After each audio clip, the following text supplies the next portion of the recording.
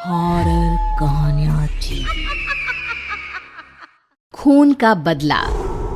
अपनी जिंदगी भर की कमाई लगाकर सुमन और अखिल ने एक छोटा सा नया घर बनाया था, लेकिन उस घर में आने के बाद उसके साथ क्या हो सकता था, इस बात का अंदाजा उन दोनों को था ही नहीं। अभी इस घर में आए हुए उन्हें 2 दिन भी नहीं हुए थे। एक शाम जब अखिल घर में नहीं था तो किचन में खाना बनाते वक्त सुमन को ऐसा लगा जैसे किचन की दीवार के पीछे से किसी के बात करने की आवाज आ रही थी। कौन हो सकता है यहाँ पर? इतना धीरे धीरे कौन बात कर रहा है? सुमन दीवार से कान लगाकर बात सुनने की कोशिश करती है, लेकिन उसे कुछ सुनाई नहीं देता। तभी अचानक घर की लाइट चली जाती है और दरवाजे पर जोर जोर से दस्तक देने की आवाज आती है। सुमन दरवाजे की तरफ दौड़ कर जाती है, लेकिन दरवाजा खोलने से पहले कोई आवाज उसके कान में धीरे से सुनाई पड़ती है। सुमन, मैं यहाँ हूँ, तुम्हारे घर में। सुमन जोर से चीखती है और दरवाजा नहीं खोलती। दरवाजे के बजने की आवाज धीरे धीरे तेज होने लगती है। सुमन लड़खड़ाते कदमों से आगे बढ़ती है और झटके के साथ दरवाजा खोलकर अपनी आंखें बंद कर लेती है। तभी अचानक से अखिल की आवाज सुनकर उसे होश आता है। सुमन, क्या हुआ? तुम इतनी घबराई हुई क्यों हो? अखिल, वो लाइट चली गई और कोई है इस घर में। अखिल, मुझे बहुत डर लग रहा है। वो किचन की दीवार के पीछे से किसी की आवाज आ रही थी। कैसी बात कर रही हो? तुमने खुद सारे लाइट की स्विच ऑफ किए हुए हैं। देखो, लाइट तो आ रही है। सुमन, तुमने घर में अंधेरा क्यों किया हुआ है? और किसकी आवाजें आ रही थी? चलो चलो, मैं जाकर चेक करता हूं। नहीं अखिल, मैंने लाइट ऑफ नहीं की। और मैं क्यों लाइट ऑफ करूंगी? ये देखो, ध्यान से देखो, घर के सारे स्विच ऑफ हैं। तुम भी ना कमाल करती हो सुमन। तुम्हारी तबीयत तो ठीक है? ये देखकर सुमन और भी ज्यादा डर जाती है कि सच में लाइट की सारे स्विच बंद थे। सुमन समझ नहीं पा रही थी कि ये सब किसने किया होगा। ठीक उसी वक्त अखिल किचन की तरफ जाता है और सुमन को ऐसा लगा जैसे पीछे से किसी ने उसके कंधे पर हाथ रखा। उसने जैसे ही पलट कर देखा, एक साया उसके घर के दरवाजे से बाहर निकलता हुआ नजर आया। अखिल, अखिल यहाँ आओ, देखो कोई तो है। अभी अभी मैंने उसे बाहर जाते हुए देखा है। सुमन, मुझे लगता है कि तुम्हारी तबीयत ठीक नहीं है। अरे, मैंने किचन में भी जाकर देखा। पास वाले घर में जो लोग हैं ना, उनसे बात करने की आवाज आ रही है।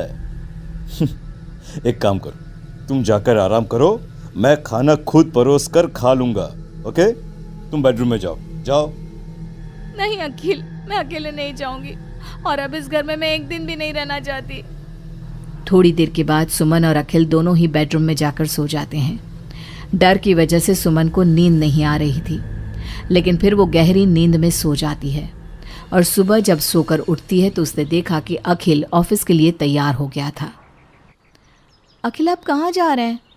मुझे इस घर में अकेला छोड़कर आप कहीं नहीं जा सकते। देखो सुमन, मेरा ऑफिस जाना बहुत जरूरी है।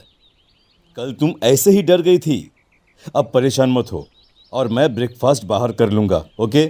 जब तुम्हारी तबीयत ठीक लगे तो तुम खाना बनाकर खा लेना। और हाँ, अगर तुम कहो तो मैं तुम्हारे लिए बाहर से खाना भिजवा दूं। नहीं अखिल, उसकी कोई ज़रूरत नहीं है। मैं अपने लिए खाना बना लूंगी, लेकिन मुझे डर लग रहा है। डरने की कोई बात नहीं है। अभी मैं चलता हूँ, तुम अपना ख्याल रखना। चलो, गुड बाय। अखिल के जाने के बाद सुमन बाथरूम में नहाने के लिए चली जाती है और शावर ऑन करती है। नहाते नहाते सुमन को एहसास होता है कि शावर से पानी की जगह खून गिर रहा था। उसने घबराकर सामने लगे मिरर में देखा और ये देखकर उसके पैरों तले जमीन खिसक गई कि वो पूरी तरह सर से पैर तक खून में भीग चुकी थी। सुमन भागकर बाहर आती है। उसे अपने घर का पूरा फर्नीचर जला हुआ नजर आता है और उसके ठीक सामने खड़ी हुई थी एक औरत जिसने दुल्हन के कपड़े पहने हुए थे।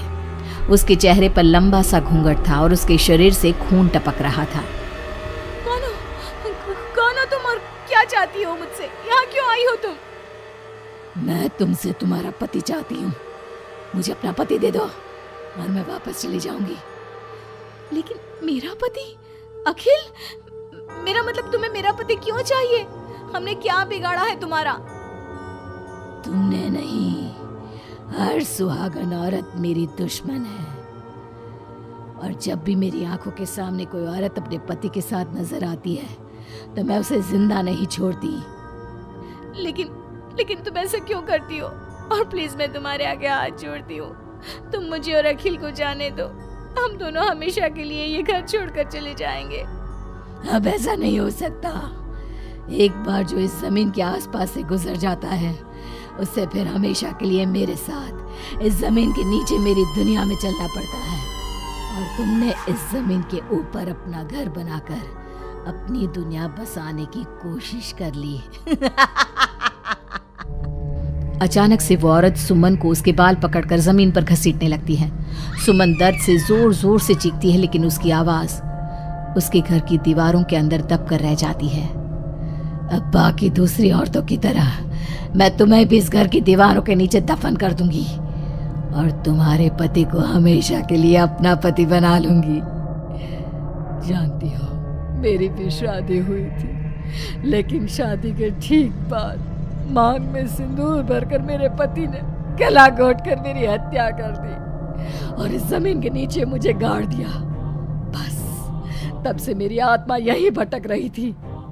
मुझे भी सुहागन बनना है, मुझे भी पति चाहिए। छोड़ दो मुझे प्लीज, मुझे जाने दो। देखो तुम्हें पति चाहिए, तुम किसी और को अपना पति बना लो। मुझे और अखिल को जाने दो यहाँ से। लेकिन वो औरत सुमन को लेकर वहां से गायब हो जाती है। शाम को जब अखिल ऑफिस से लौट कर आता है, डोरबेल बजाता है, तभी मुस्कुराते हुए सुमन दरवाजा खोलती है। दरअसल सुमन के शरीर के अंदर अब उस औरत की आत्मा थी, लेकिन अखिल का चेहरा देखते ही सुमन के शरीर के अंदर एक हरकत होती है और वो अचानक से नाराज हो जाती है। क्या हुआ सुमन? आज तो ठीक हो ना? तुम्हारी तबीयत भी ठीक लग रही है आज तो। गुड। मुझे नहीं पता था कि तू आने वाला है यहाँ, वरना तो मैं तेरी मौत का सारा इंतजाम करके रखती। क्या हुआ? अब मेरी बात का जवाब नहीं दोगी क्या? नाराज हो मुझसे किसी बात पर? हाँ? ऐसी तो कोई बात नहीं है। जाओ, डाइनिंग टेबल पर तुम्हारा फेवरेट खाना लगा दिया है, जाकर खा लो। हाँ, खुशबू तो बहुत अच्छी आ रही है। वैसे भी सुबह से कुछ खाया नहीं है। थैंक यू यार, मैं जल्दी से जाकर खाना खाता हूँ। ओके?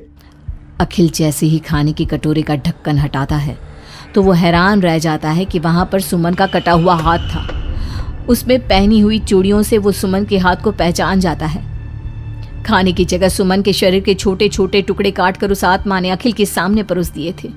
अखिल घबराकर वहां से भागने लगता है।